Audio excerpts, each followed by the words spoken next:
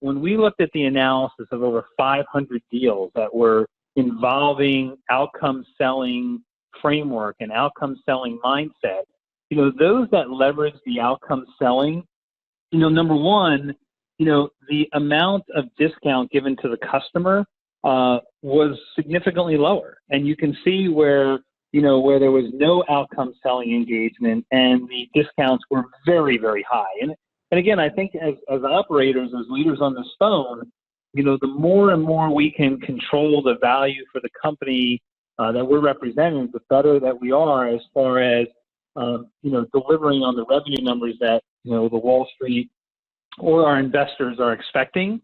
And then the next slide talks about quota attainment. Again, real data, looking at the correlation between the success of individuals and their ability to achieve their quotas, mapped to how engaged they were embracing a whole concept of outcome selling. And these, you can see what would happen is that those individuals that had a high intensity of use of that outcome posture usually were up at the 150, 200, 300% of plan. And, I can tell you over the last 4 companies, the top sales teams, and these are sales teams that are making well over $1 million on target earnings, were individuals that were embracing that concept and that framework.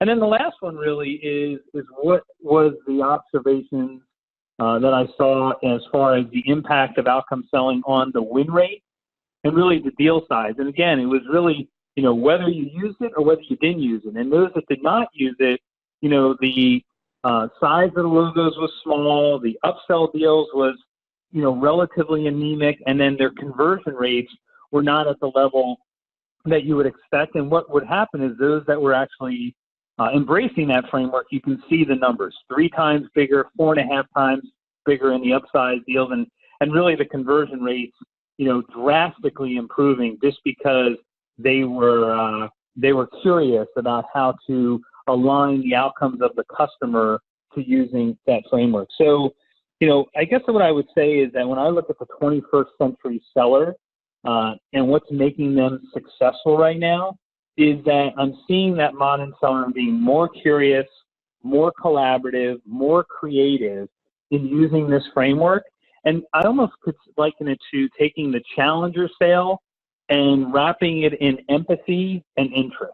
And that's where I've seen some great sales teams deliver some great results. And whether it's in customer success, whether it's in the sales organization or even other areas of the company, this outcome selling framework and value management framework has been very successful across now 3 companies with different growth